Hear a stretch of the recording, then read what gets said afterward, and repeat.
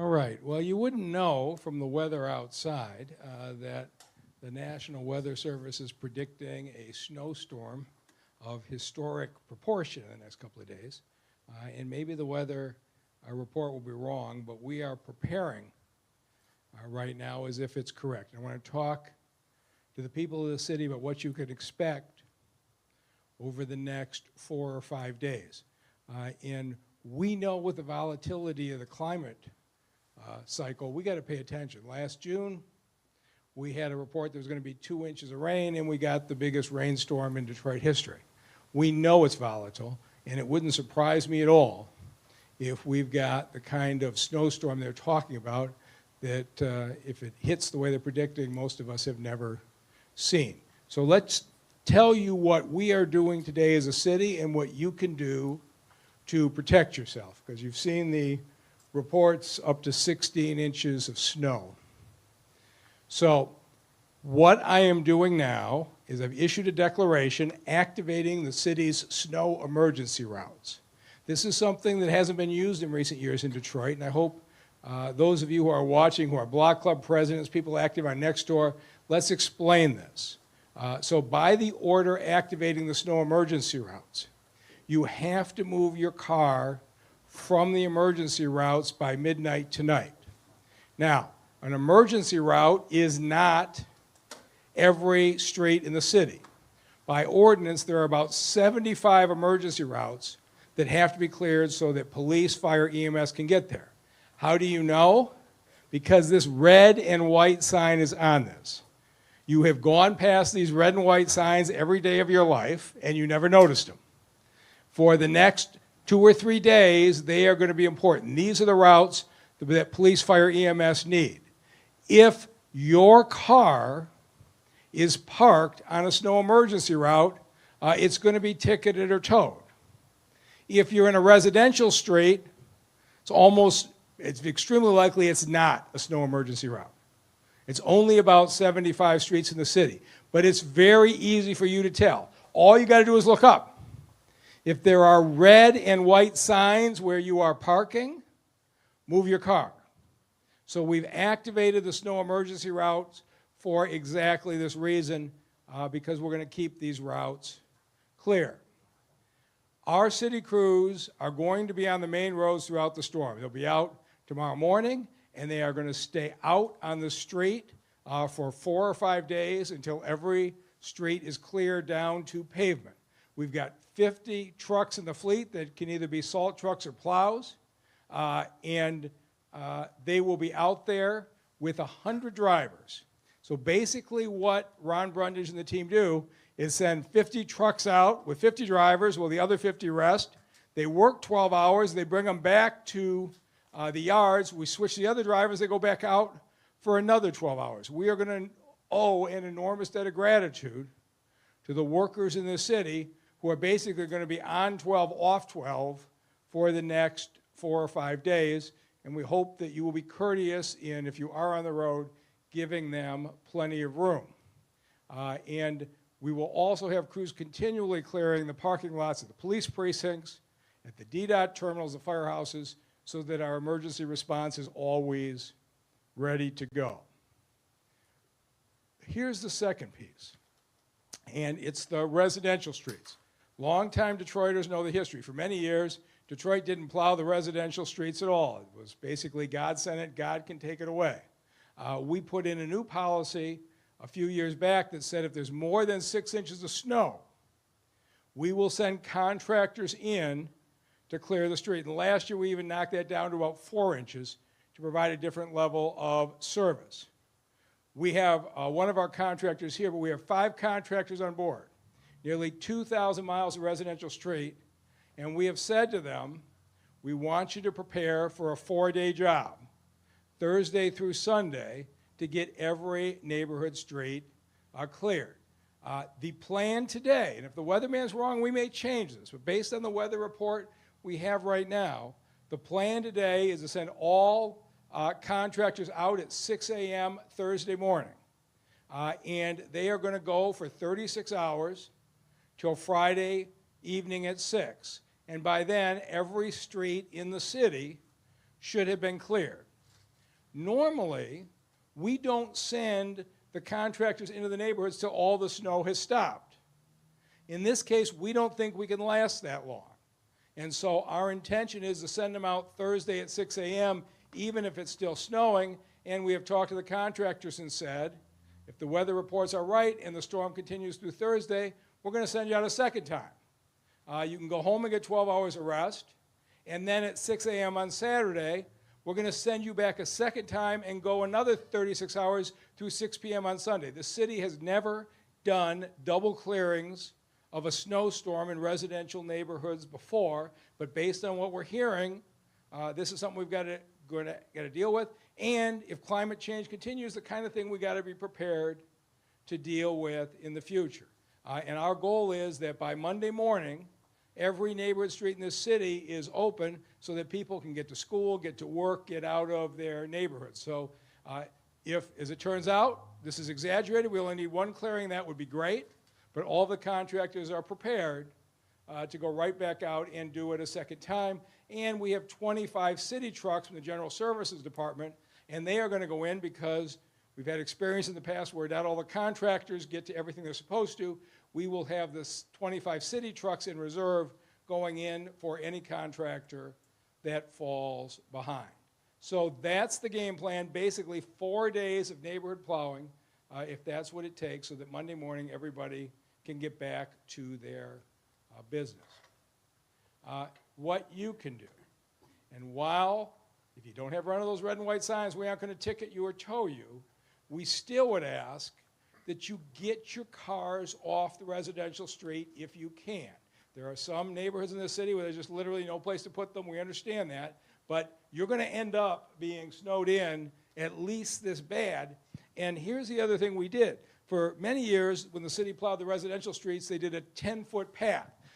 Long-time Detroiters remember that little rut that would go down in the middle of the street and seemed like it stayed there most of the winter. A couple of years ago, we said we're going to widen that to a double lane. And so our contractors are required now to create a 16-foot path through every neighborhood. That is not going to be possible if we've got cars on both sides of the street. And so the contractors want to do the 16-foot paths, but please pitch in with each other. Loan your neighbor room in the garage or in the driveway, help them move it to a lot nearby, but we got to do everything we can to get these cars off the streets. So we won't be towing them from your street if you can't do it. And again, I'm going to ask those who are active in social media, reassure your friends, because the misinformation gets out there, oh my God, they said there's a snow emergency, they're going to tow the car from my block. No, we're not going to tow the car unless you're on a snow emergency route with a red and white sign. But we still would be far better off for everybody if you can find a way to move them. Businesses, this drives me nuts. The city crews will come through, they'll clear the main road, and the business comes in and plows their parking lot and dumps it out on the main street. It's a very dangerous situation. You've got people driving the main streets, and all of a sudden there's a drift of snow they run into. And one of the crews that will be working will be the inspectors from our Building Safety and Engineering Department. And there will be $1,000 fines for businesses who dump the snow from their parking lots onto the street. So you either need to store it on your property, haul it away, but we will be out and we will be actively ticketing any business that dumps their snow into the residential street, and that's a $1,000 fine. Given what we have to deal with, I just don't have any patience for it. You should know better than this. Your contractors should know better than this. Do not plow your parking lot snow into the street.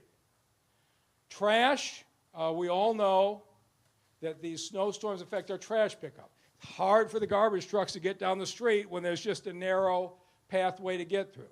We're saying right now, go ahead and put your trash out tomorrow morning. We are starting out with the regular DPW pickups, and they're going to go as long as they can. I hope we get through Wednesday before it gets impossible, but go ahead and put your trash out on Wednesday. If we don't get all the way through, leave it there. We'll probably be back through by Thursday. We'll update you on the schedule, but if we don't get there, leave your containers out. I suspect we may have to pay our contractors to pick up in your neighborhood late at night or go into next Saturday. But we are going to get to the trash pickup as fast as we can, and at least for tomorrow, we're going to do our best to keep it on schedule, and Ron Brundidge and the team will have regular updates for you on that. Bus service is going to continue. You can pretty well expect that there will be delays like everything else. We have an app, the D.Dot Bus Tracker app. It works pretty well. If you haven't already downloaded it, go ahead and do it, because you can check from your home what the schedule is actually running like, so you don't have to wait out in the cold if you absolutely have to get on a bus quite as long. So please, if you haven't done it before and you need the bus, use the D.Dot Bus Tracker app. And for everybody here, we probably got till tomorrow morning before it starts to come down. But there's a real chance you're going to be in your house for a few days. So get what you need, the food, the batteries, the water. Keep your blanket there. And please be careful on shoveling the snow. Don't overexert yourself, because usually in this case, the loss of life we get is not from accidents on the street. Usually it's a heart attack for people who are shoveling. We're going to update you continually throughout this storm, and we are very fortunate in this city in that we have a DPW director who has seen plenty of blizzards in his career, and I was with him my very first week on the job in 2014. I've watched the way he has put in more advanced equipment, more advanced communication, more advanced systems, and we're now training drivers ourselves from our entry-level employees to ultimately build out his team. But I'm going to turn it over at this point to our leader, our DPW director, Ron Brundidge. Thank you, Mr. Mayor.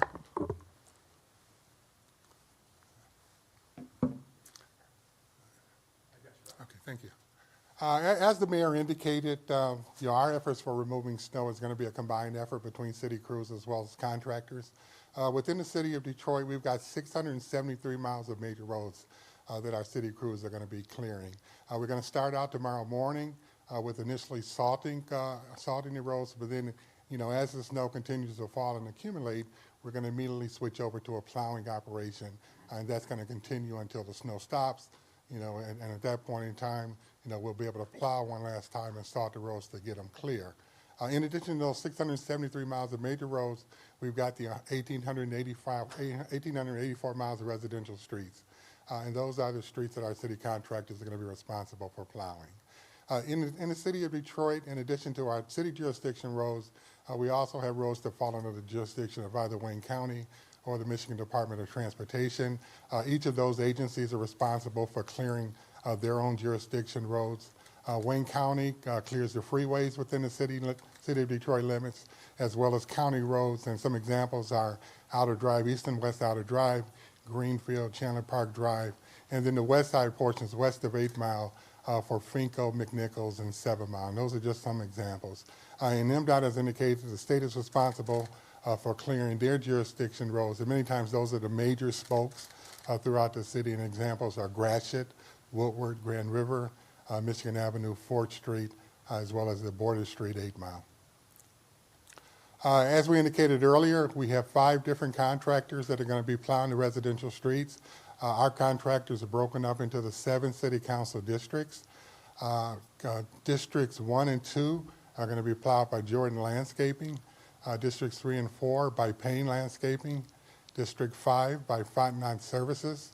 District 6 by Gibraltar Landscaping. And District 7 by A-Team Landscaping. Just like to say that 6 of the 7 city council districts that'll be plowed will be plowed by Detroit-based companies, while actually 5 of those 7 council districts will be plowed by African-American owned businesses. And I'm actually very proud to be able to introduce one of the contractors that's going to be out there making sure that we get our city streets clear. So from Payne Landscaping, I'd like to take the opportunity to bring Terry Payne up to the mic. Hey, how everybody doing?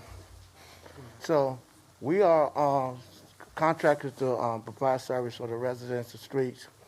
We will be going down doing a 16-inch pass to make sure that the residents could get through without getting stuck. What we ask for everyone to do to make sure that they give us opportunity, our trucks and our contractors to be able to get through, okay? I'm here with my son, Terry Payne Jr. He also do the day-to-day operation. So if you have any questions, he probably could answer those at this time. Anything you want to say to the residents as you're going through the neighborhoods? Yes. First thing is just be patient with our drivers. It's a hard job. They up all night long trying to make it safe for y'all guys to be able to get through. We would like for one of the things that we know that you might plow y'all driveways, but the snow got to go somewhere. So if you could wait till we be able to come through and clear, so you won't be fussing at the drivers or getting disturbed with the drivers by not that you done just shovel your snow and we just threw it back on the side. Terry, how many years have you been doing this great work for the city? Well, we've been doing work for the city, emergency streets, residential streets for the city over 20 years. We always made our quarterly. We was always on time. We did it within 24 hours. This year they gave us 36 because of the speed bumps out there. So my drivers have to take their time to complete the job that we have to provide for the city. So we will be there. I speak on behalf of all the contractors. We gonna be done within 36 hours.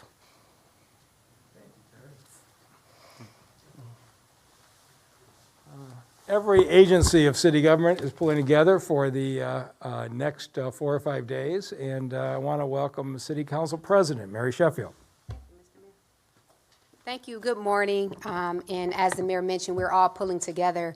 I know that City Council is going to get an increase in calls as well, and so I thought it was important for me to be here to make sure that we're encouraging you all to stay safe, to get prepared for this storm, and to let you all know that we are here as a council. You can utilize us. If you have something that you would like to report, we will make sure that we report that to the various agencies. If there's a loss of electricity or heat, we will also make sure we reach out to DTE. So utilize your district council members. Also, your 2 at-large members are here to serve you, to make sure that we all get through this safely and on the other side. So we are here to service you all. So please contact us. I'm going to leave my city council office number, and we can make sure that we direct those to various city council members. It's area code 313-224-4505. That's 313-224-4505. If you would like to report anything, any streets that were missed, we will make sure that we get it right over to our director, Mr. Brundidge, who does an awesome job, by the way, to make sure that everything is reported. Thank you so much. And we are coordinating across the board, and DTE is a big part of this. If that snow puts heavy weight on the branches and they snap and take down power lines, the last thing we want are people who are snowed in and without power. And so DTE is going to be very proactive in their response. We're coordinating this, and I'd like to welcome DTE Vice President of Distribution Operations, Joe Masalam.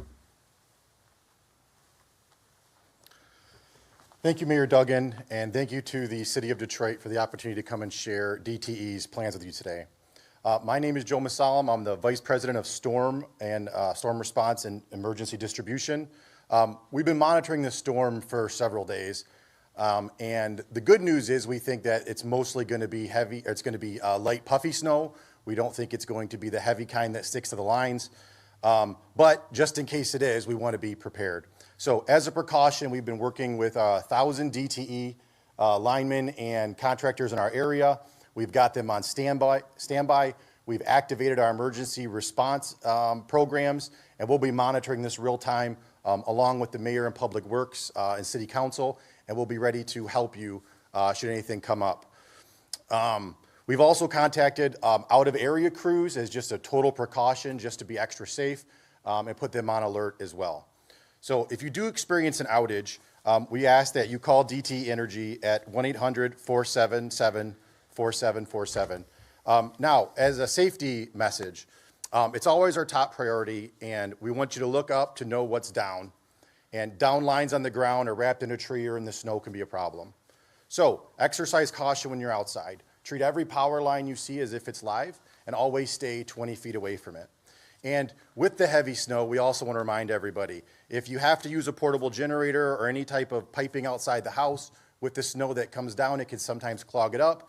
Go take a look at it, make sure that's clean. We want to make sure none of the residents of the city and any of the customers of DT have any types of issues outside of a lot of snow to shovel over the next couple days. So thank you very much. Hadn't heard that meteorological term before, but let's hope that Joe's right. It is light, puffy snow. So, Rod, Yeah, go Mr. ahead. Mayor, a couple of things. The first thing that struck me was the red and white signs. Not everybody knows where they are. Is there a map that would allow us to know which roads are which? There is not a map, but it's easy enough to just look. But you can pretty much figure any main road is going to have the red and white signs on them, and residential streets by and large are not. But it's simple enough. All you have to do is look up, and by the next snowstorm, we're going to prepare a map. But we are continuing to refine our responses. I see. The 12 hours on, 12 hours off, does that mean that there were two people in the truck? Is one resting, while, in other words, literally like sleeping, and then they go for 12 hours and then and switch, or how does it go? And how does it work with the two drivers, and what is the other one responsible for? No, there'll only be one driver in a truck at a time. So the drivers are actually working 12-hour shifts on and off. So when driver A is working, that first 12-hour shift, driver B is at home getting rest, and then he comes in. And we're going to have our drivers on shifts from 7 a.m. to 7 p.m., and then the second crew comes in from 7 p.m. to 7 a.m.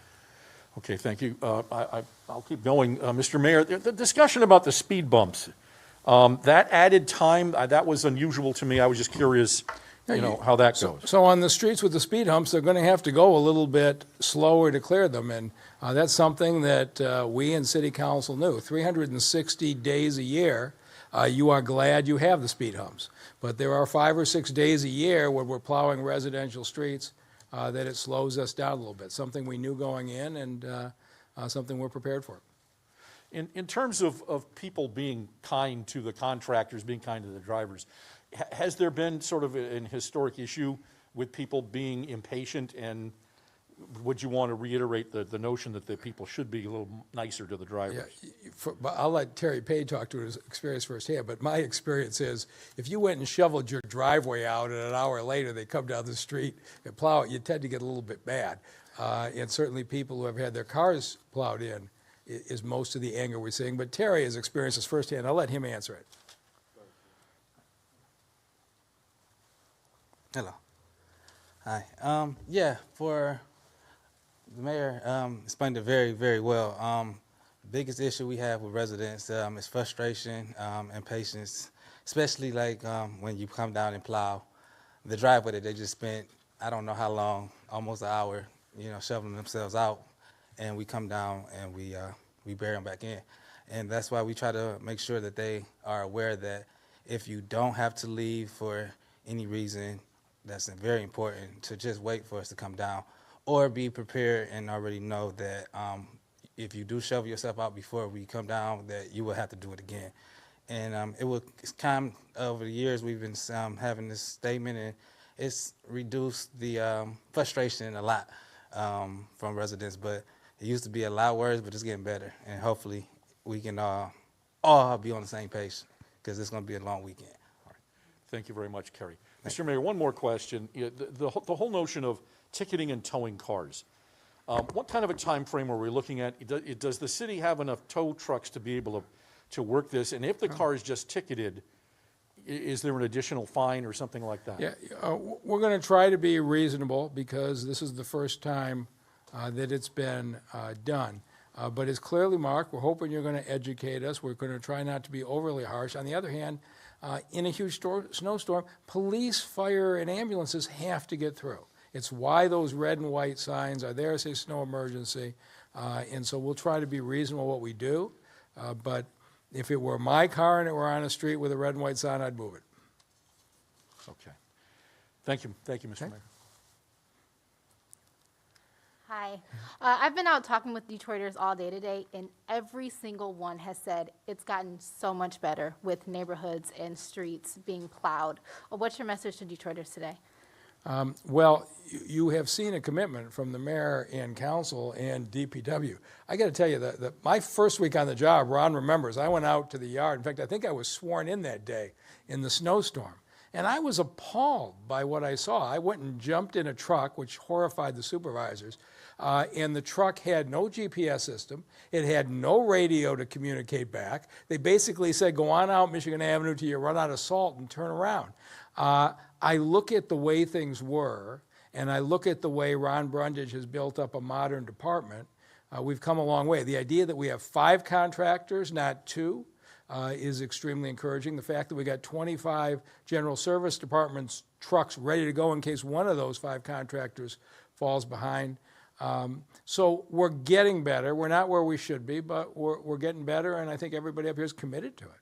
You just mentioned contractors. I mean, across the board, there's staffing shortages everywhere. Will all that manpower actually be available come this weekend? It's going to be slower than it would have been. This is going to be true throughout southeastern Michigan. As far as I know, every agency is down on drivers, so it's going to be slower. But when it's not snowing, you should go see Nicole Sherrod-Freeman's Skills for Life program, because she has taken entry-level city employees who maybe are cleaning an alley or cutting grass, and we're training them as CDL drivers. So we're taking our own entry-level employees, getting them up into the $17, $18 an hour jobs as snowplow operators. We are going to build up our staff from our own talent over time. And as Ron mentioned the other day, if this had been 2 weeks ago and we had 20 or 30 people out with COVID, we'd be in a lot worse shape. So we are in decent shape. We'll be in better shape next winter, but I'm really confident that our dedicated workers, they're going to stay out there till the job gets done. How short would you say we are right now with contractors? How far would we say we are? Ron, I'll let you answer that. I'm sorry, could you repeat the question, please? Yeah, he said we're in good shape, not great shape. In an ideal world, how many more contractors would we have to get the job done? Well, I think we're very confident with the level of contractors that we currently have on board. I had an opportunity to meet with all of the contractors earlier today, and they reassured me that they've got an adequate number of drivers that they're going to need to handle their responsibilities. I think what the mayor was referring to is that we still recognize, just like everywhere else throughout the region, actually throughout the country, that most operations are not at their maximum staffing levels for drivers. So we're constantly building up. And we're looking at, if we fast forward to this time next year, I could easily envision with things that are happening through the city Skills for Life programs and other training programs, that we can have an influx of an additional 30, 40 drivers. Perfect. Thank you.